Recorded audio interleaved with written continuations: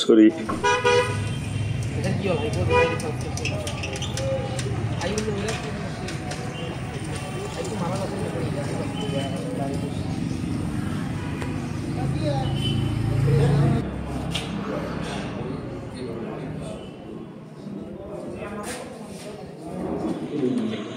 মানে কথা এটা ওলাইছে যে আপোনাক অপমান কৰিছে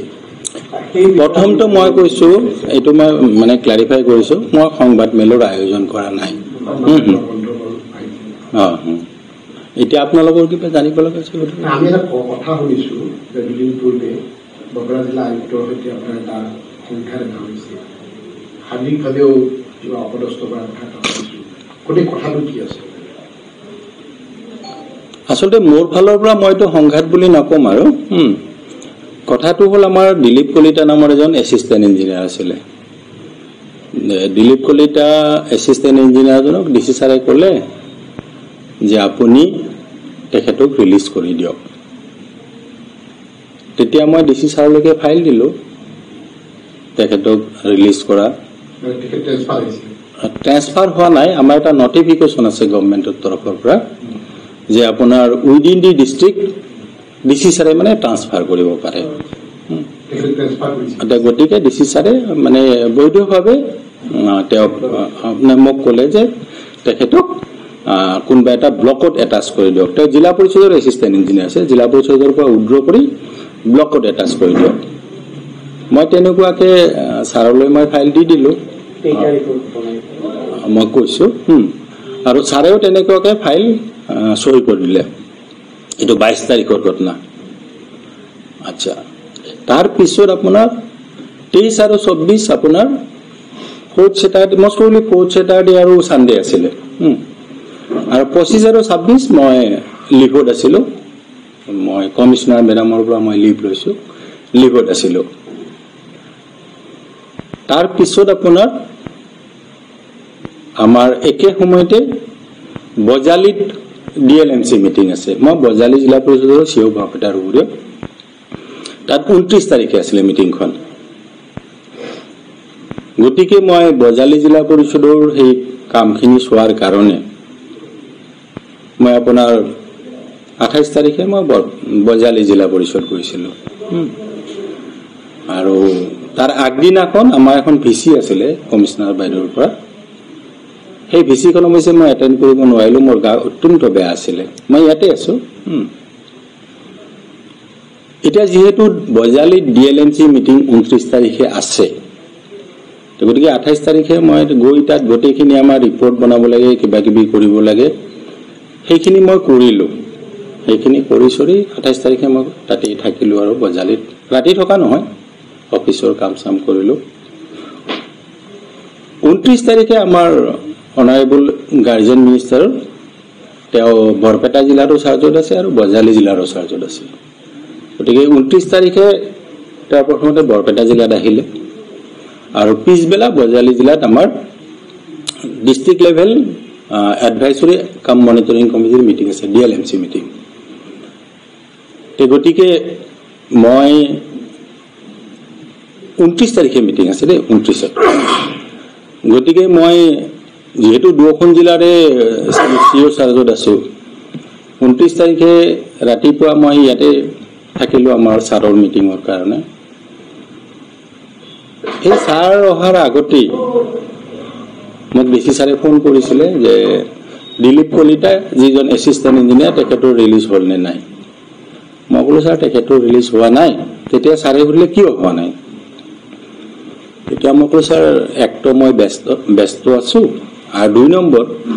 তেওঁৰ অৰ্ডাৰটো দিছিলে যে দিলীপ কলিতাই আপোনাৰ আমাৰ ধ্ৰুৱজ্যোতি নাথক চাৰ্জ দিব এক্সিকিউটিভ ইঞ্জিনিয়াৰ আৰু ধ্ৰুৱজ্যোতি নাথ আপোনাৰ ছুটিত আছে মেডিকেল গ্ৰাউণ্ডত ছুটিত আছে গতিকে ছাৰ মই চাৰ্জটো মানে তেওঁক ৰিলিজ কৰিব পৰা নাই কাৰণ এই তেওঁ চাৰ্জ দিব লগা মানুহজন নাই ছাৰে মোক ক'লে যে নাই যিকোনো প্ৰকাৰে ৰিলিজ কৰি দিয়া তেতিয়া ছাৰৰ নিৰ্দেশ মৰ্মে মই 29 তাৰিখে তেখেতক মই ৰিলিজ কৰি দিলোঁ। এতিয়া ছাৰে ক'লে যে আগতে কেলে ৰিলিজ কৰা নহ'ল। মই ছাৰক ক'লোঁ যে এইটো কাৰণতে ৰিলিজ কৰা হোৱা নাই, তেওঁ যাক চাৰ্জ দিব তেওঁ নাই।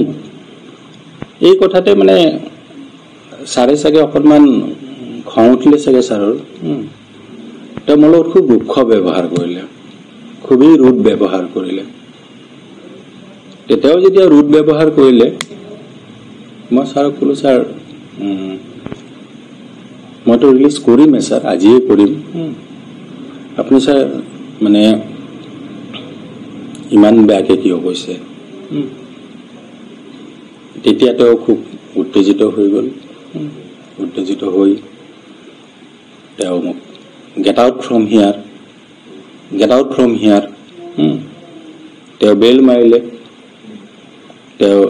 চিকিউৰিটিক মাতিলে, চিকিউৰিটিক মাতিলে তেওঁ হিন্দীতে কৈছে। মোৰ হিন্দীটো সিমান ভাল নহয় বাৰু। এনেকৈ কৈছে যে চিকিউৰিটি উচকো নিকালৰে নিকালৰে, তেনেকুৱাকৈ কৈছে আৰু মোক ওলাই যাবলৈ কৈছে। মই তেতিয়াও ছাৰক কৈছিলোঁ, বোলে ছাৰ ইমান খং নকৰিব, আপুনি অকণমান ভালকৈ কওক ছাৰ। আৰু মইতো ছাৰ ইতিমধ্যে আজি ৰিলিজ কৰিমেই ছাৰ, ছেইম ডে। তাৰপিছত তাতে মই আকৌ কৈছিলোঁ, ছাৰ মই পঞ্চায়ত ইলেকশ্যনৰ কিবা এটা কথা লৈ আপোনালোক আলোচনা কৰিবলৈ আহিছিলোঁ। আমাৰ কিছুমান পলিং ষ্টেচন, এনেকুৱা ৰেচুলাইজেশ্যন, তাৰপিছত কাউণ্টিং চেণ্টাৰ ক'ত হ'ব, এনেকৈ আমাৰ সেই ইনফৰমেশ্যনখিনি লাগে। সেইকাৰণে ছাৰ মই আপোনাৰ লগত সেইটো বিষয়ে আলোচনা কৰিব আহিছোঁ। এইটো মেটাৰ হ'ব ছাৰ, এইটো মই আজি ৰিলিজ কৰিম, এইটো বাদ দিয়ক। বাদ দিয়ক মানে এতিয়া এইটো মেটাৰ আলোচনা কৰোঁ, সেইটো ক'লোঁ। নাই, তেওঁ দুগুণ এক্সাইটেড হৈ গ'ল, দুগুণ এক্সাইটেড হৈ গৈ get out get out get out from here, get out from here বুলি কৈ তেওঁ তাৰমানে চকীৰ পৰা উঠি মোক মানে বাৰ বাৰ কৈ আছে যে গেট আউট গেট আউট। মানে তেতিয়া মানে মই পৰিস্থিতি বেয়া হ'ব বুলি আৰু বেছিকৈ অনুমান কৰিছোঁ। এই অনুমান কৰাৰ কাৰণে মই ৰুমৰ পৰা ওলাই আহিব ধৰিছোঁ। ওলাই আহিব ধৰোঁতে তেওঁ আচলতে পুৰা পিছপিনৰ পৰা খেদি আহিলে। আহি মই দৰ্জাখন জাষ্ট খুলিছোঁ ডিচি ছাৰৰ ৰুমত,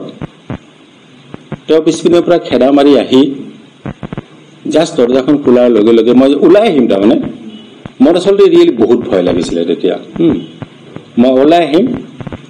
ঠিক সেই মুহূৰ্ততে তেওঁ মানে এটা কাম কৰিলে, তেওঁ মোৰ হাতত এনেকৈ জোৰে খামোচ মাৰি ধৰিলে। খামোচ মাৰি ধৰি তেওঁ মোক এনেকৈ একদম গতিয়ে কম নে এইটো ঠেলা হেঁচাই কম, নহয় নহয় ছাৰে ছাৰে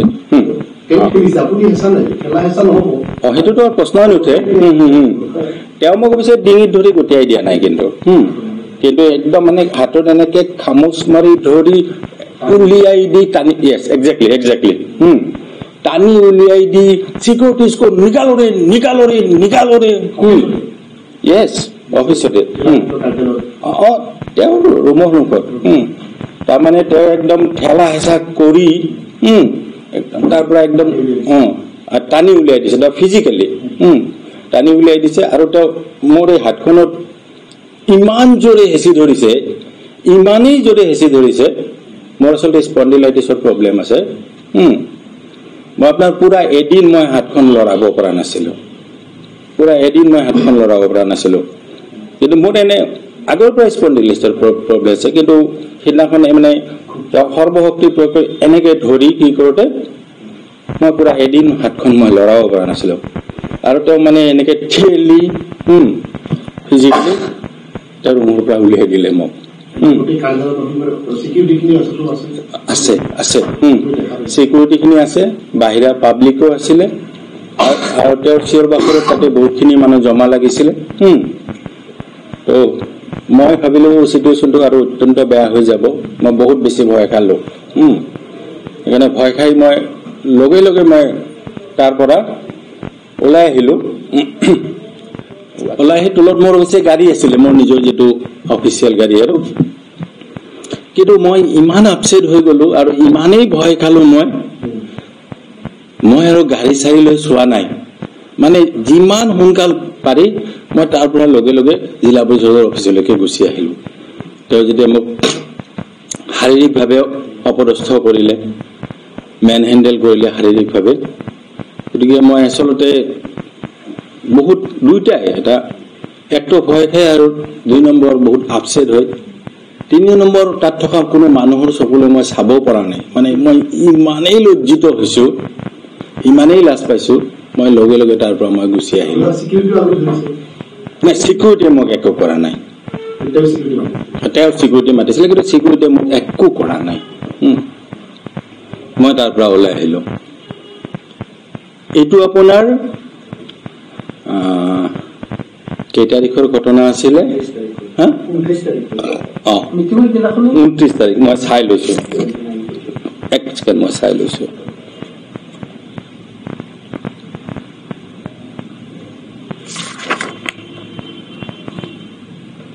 हाँ 29 तारीखर घटना मैं ओলাই আহিলো ওলাই অহাৰ পিছত মই অফিসতে আছো তাৰ পিছত মই বজাৰলৈ গলো মোৰ যেটো ডিএলএমসি তাত মিটিং আছে মিটিং সেটিং কৰিলো পিছদিনাখন 30 তাৰিখ পিছদিনাখন ৰাতিপুৱা আপোনাৰ 9:15 মানত মোক আপোনাৰ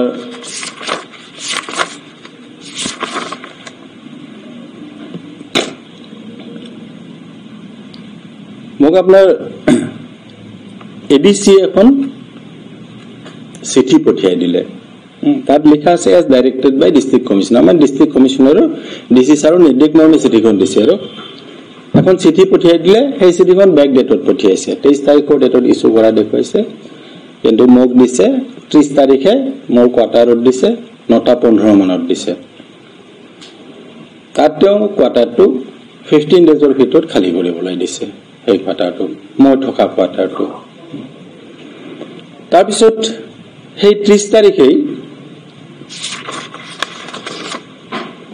তেওঁ আকৌ এখন অৰ্ডাৰ উলিয়ালে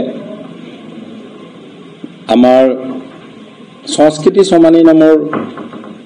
বাইদেউ আছে এগৰাকী তেখেত আইএএস তেখেত আইএএস এসিস্ট্যান্ট কমিশনাৰ তেওঁক আমাৰ বৰপেটা জিলা পৰিষদত এটাচ কৰিছে to look after all the official works Barpeta জিলা পৰিষদৰ all the official works look after কৰিবৰ কাৰণে তেওঁক ইয়াতে দিয়া এখন অৰ্ডাৰ উলিয়াইছে সাৰে এসিস্ট্যান্ট কমিশনাৰ বুলি আমি জানো আৰু বাইদেউৰ নাম সংস্কৃতি সমানী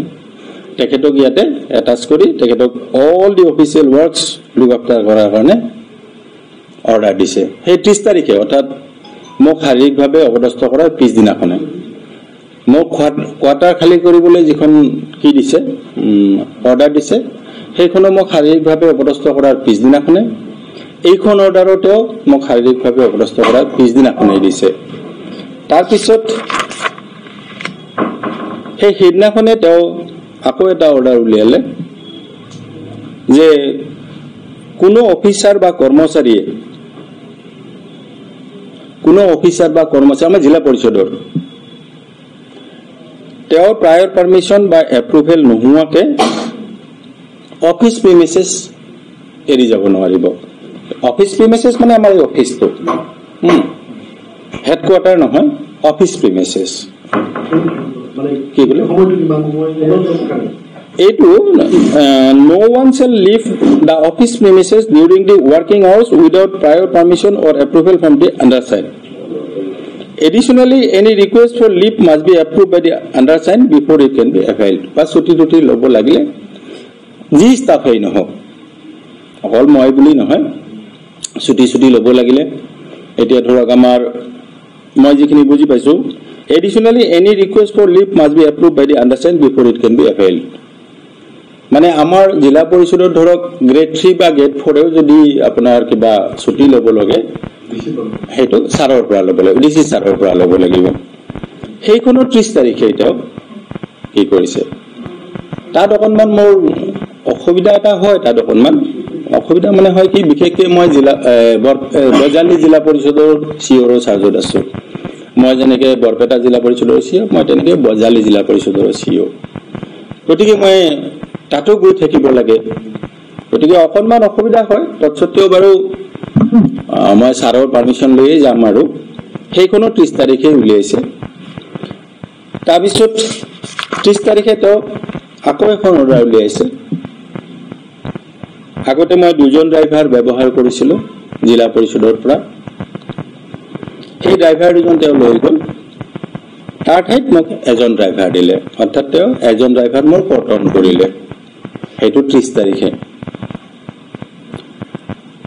তাৰ পিছত আপোনাৰ মই অফিচিয়েল ভেহিকেল আমাৰ ইনোভা আছিলে সেই ইনোভাখন মই ব্যৱহাৰ কৰিছিলোঁ ব্যৱহাৰ মানে আমাৰ অফিচিয়েল জিলা পৰিষদৰে ভেহিকেল এখন সেইখন মই আমাৰ কাম কৰাৰ কাৰণে কাৰ্যনিৰ্বাহ কৰাৰ কাৰণে সেইখন মই ব্যৱহাৰ কৰিছিলোঁ সেইখন ডিচি অফিচৰ পৰা মানুহ আহি সেইখন লৈ গ'ল সেইখন অফিচে অৰ্ডাৰ নিদিয়াকৈ লৈ গৈছে সেইখন লৈ গ'ল আৰু তাৰ ঠাইত এখন বলেৰো দিছে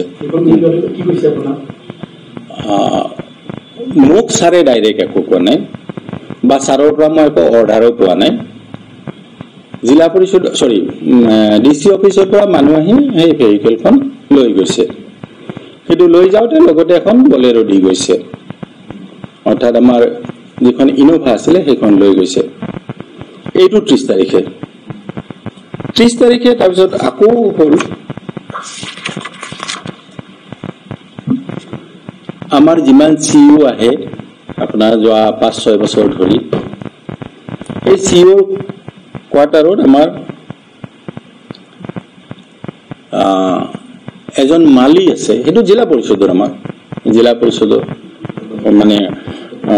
কৰ্মচাৰী কন্ট্ৰেকচুৱেল কৰ্মচাৰী তেওঁ তাৰমানে চিইঅৰ কোৱাৰ্টাৰত আপোনাৰ সেই মালিৰ কাম চাম চাই আৰু তাৰোপৰি চিইঅক দৈনন্দিন কামত সহায় কৰি দিয়ে আৰু সেইটো যোৱা মই জনাত 5-6 বছৰ ধৰি আছে আৰু আমাৰ মানে আগৰ চিইঅ দিনৰ পৰাই অকল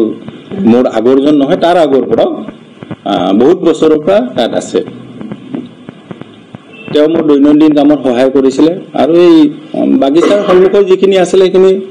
চাহিদা দিছিলে চাফা তাফা কৰিছিলে তাৰমানে মাল্টিপাৰ্পাছ টাইপ আৰু তেওঁক উইথড্ৰ কৰিলে সেই 30 তাৰিখে তেওঁক উইথড্ৰ কৰি আপোনাৰ 2 তাৰিখৰ ভিতৰত তেখেতক চাৰ্কিট হাউচত মানে ৰিপৰ্ট কৰিবলৈ দি দিলে সেই এই আটাইখিনি কামেই তাৰমানে ছাৰে মোক শাৰীৰিকভাৱে অপদস্থ কৰাৰ পিছদিনাখন আৰু গতিকে মই যথেষ্ট হতাশ হৈছোঁ আৰু বস্তুটোত বেয়া লাগিছে কাৰণ তেখেতে ধৰক মোক কোৱাৰ্টাৰৰ পৰা ওলাই যাবলৈ ক'লে আপোনাৰ তাৰপিছত মোক সহায় কৰাৰ কাৰণে যি মানুহ আছিল তেখেতকো মানে লৈ গ'ল তাৰপিছত বাকীখিনিতো আপোনালোকক ক'লোৱে মই গতিকে মই যথেষ্ট মানসিকভাৱে মানে খুব ডিপ্ৰেশ্যনত আছোঁ আৰু মই বহুত ডিপ্ৰেশ্যনত আছোঁ মানসিকভাৱে বিশেষকৈ শাৰীৰিকভাৱে অপদস্থ কৰাৰ কাৰণে মই যথেষ্ট মোৰ আত্মসন্মানত যথেষ্ট পৰিমাণে মোৰ অন্তৰাত্মাত আঘাত লাগিছে আচলতে শাৰীৰিকভাৱে অপদস্থ কৰাৰ কাৰণে ছাৰে বিভিন্ন ক্ষেত্ৰত মোক অৰ্ডাৰ দিব পাৰে ডেফিনেটলি পাৰে ছাৰে গালিও পাৰিব পাৰে কিহও কৰিব পাৰে নাই গালি মানে মই সেইটো মিন কৰা নাই যে তুমি ইটো কিয় কৰা নাই সেইটো কিয় কৰা নাই অমুক তমুক গালি মানে মই আনপাৰ্লিয়ামেণ্টাৰী গালিৰ কথা কোৱা নাই কিহও কৰিব পাৰে কিন্তু গাত হাত দিয়াৰ কাৰণে মোৰ বহুত বেছি বেয়া লাগিছে শাৰীৰিকভাৱে অপদস্থ কৰাৰ কাৰণে মোৰ আচলতে আত্মসন্মানতো বহুত আঘাত লাগিছে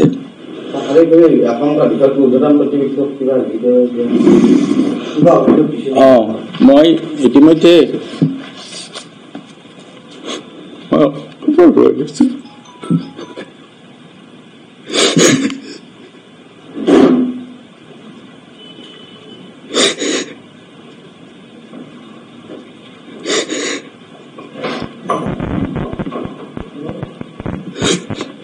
Sorry.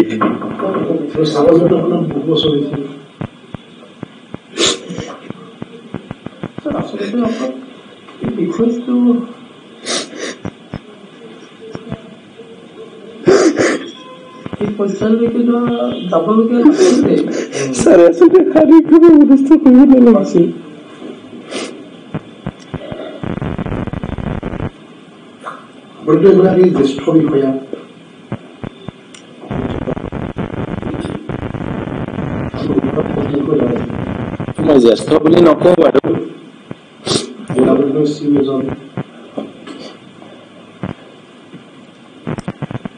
মই এই বিষয়ে আপোনাৰ আমাৰ মাননীয় মুখ্যমন্ত্ৰী ডাঙৰীয়াৰ PPSক মই অৱগত কৰিছোঁ আপোনাৰ আমাৰ যিটো PPS টো CM বুলি কওঁ আমি মাননীয় মুখ্যমন্ত্ৰী ডাঙৰীয়াৰ PPS ডাঙৰীয়াক মই অৱগত কৰিছোঁ হয় তাৰপিছত মই আপোনাৰ আমাৰ মুখ্য সচিব চিফ সেক্ৰেটাৰী ছাৰক মই অৱগত কৰিছোঁ মই আপোনাৰ আমাৰ principal secretary sir to the honourable chief minister my principal secretary sir to the CM তেওঁক মই অৱগত কৰিছোঁ মেইলৰ জৰিয়তে মই যিটো বিভাগত কাম কৰোঁ পঞ্চায়ত এণ্ড ৰুৰেল ডেভেলপমেণ্ট তাৰে মই এডিশ্যনেল চিফ সেক্ৰেটাৰী ছাৰক মই অৱগত কৰিছোঁ মই আমাৰ কমিশনাৰ বাইদেউকো কমিশনাৰ PNRD সেই বাইদেউকো অৱগত কৰিছোঁ আৰু মই আমাৰ এইটো পাৰ্চনেল ডিপাৰ্টমেণ্ট আছে তাৰে কমিশনাৰ সেক্ৰেটাৰী ছাৰ তেখেতকো মই অৱগত কৰিছোঁ এই আটাইখিনি কথা বৰ্ণনা কৰি তেখেতসকলক মই লিখিতভাৱে অভিযোগ দিছোঁ অকল অৱগত কৰাই নহয় লিখিতভাৱে অভিযোগ দিছোঁ যাতে ইয়াৰ এটা সদুত্তৰ বা সুবিবেচনা যাতে কৰে তাৰ কাৰণে মই বিনম্ৰভাৱে অনুৰোধ জনাইছোঁ আৰু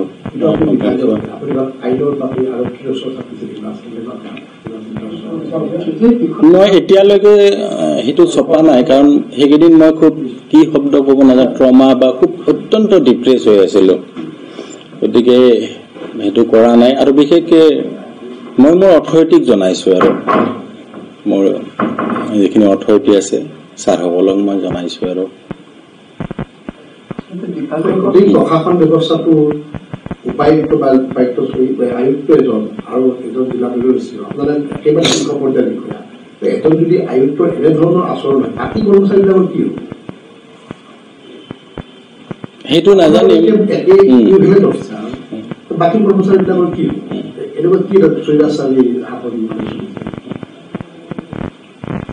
সেইটো ঠিক নাই এনেকুৱা শাসন কৰিব নোৱাৰে হয় শাৰীৰিকভাৱে পদস্থ কৰিব আপুনি অফিচিয়েল অৰ্ডাৰ যদি দিয়ক কিন্তু এজন মানুহ হওক আপুনি মানে আপোনাৰ চকীখনক কিন্তু অপমান কৰিছিল নহয় আপোনাৰ চকীখনক অপমান কৰিছিল আপুনি জিলা পৰিষদ চিও ইকুইভেলেণ্টটো আপুনি এখন ডিষ্ট্ৰিক্ট কমিশ্যনৰ আপোনালোকে সমৰ্পণ কৰিব এইটো কেনেকুৱা এইটো কি ধৰণৰ কথা সেইটো মই ঠিক ক'ব নোৱাৰিম তাৰ ওপৰত মই টিপ্পনী নিদিওঁ কিন্তু বিশেষকৈ মানে ছাৰে শাৰীৰিকভাৱে অপদস্থ কৰাতহে মই মোৰ একদম অন্তৰত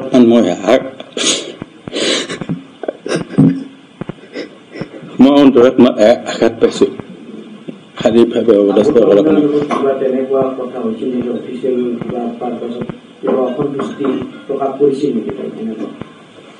নাই আগত তেনেকুৱা নাই আগত কেতিয়াবা ধৰক মই কৈছোঁ ছাৰ এইটো কৰিলে ভাল হয় সেইটো কৰিলে ভাল হয় তেনেকুৱা নাই আগত মোৰ ছাৰৰ লগত হোৱা নাই আগত মোৰ ছাৰৰ লগত হোৱা নাই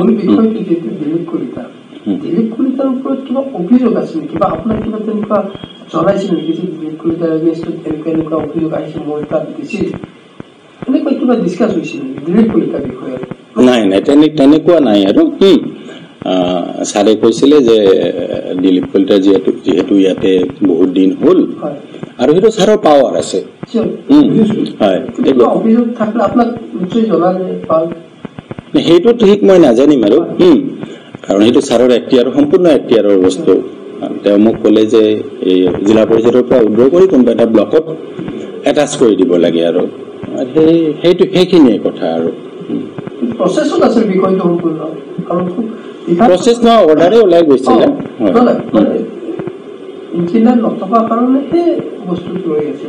হয় মানে ৰিলিভাৰ নাই কাৰণে ৰৈ আছিলে আৰু লগতে আচলতে এদিনৰ কাৰণে মই আপোনাৰ এই বজালি জিলা পৰিষদ যি আছে যে মই তাৰো যিহেতু CEO DLMC মিটিং আছে মোৰ ব্যস্ততা কিন্তু মই ব্যস্ত যদি নাথাকিলেও হয় তথাপি ৰিলিজ কৰিবলৈ নোৱাৰো as because there is no reliever সেইটো মই নোৱাৰো তাৰপিছত মই আকৌ ৰিলিভাৰ নোহোৱাকে ৰিলিজ কৰিছো ছাৰৰ পৰা তেতিয়া মানে কি হৈছে ট্ৰিমেণ্ডাছ প্ৰেছাৰত আৰু মই ৰিলিজ কৰিছো কোনটো কথা ক'লে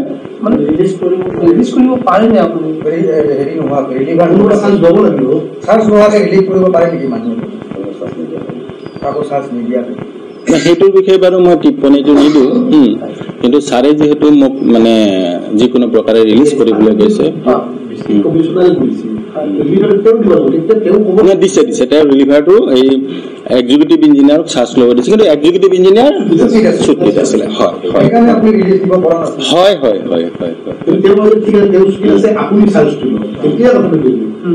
মই ল'ব নোৱাৰো মানে মই নন টেকনিকেল মানুহ যে সেইখিনি তাত MRMBৰ কথা থাকিব আৰু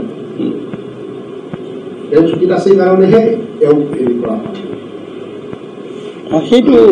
আপোনাৰ এদিন বা দুদিনৰ মানে সমপৰ্যায়ৰ এগৰাকী বিষয়া আপোনালোক তাৰপিছত আপোনাৰ ওপৰত শাৰীৰিকভাৱে অপদস্থ কৰিছে গোটেই ঘটনা এটা হৈ গৈছে এতিয়া আপুনি কি ক'ব ঊৰ্ধ্বতন কৰ্তৃপক্ষক মই লিখিতভাৱে জনাইছো মই কথাটো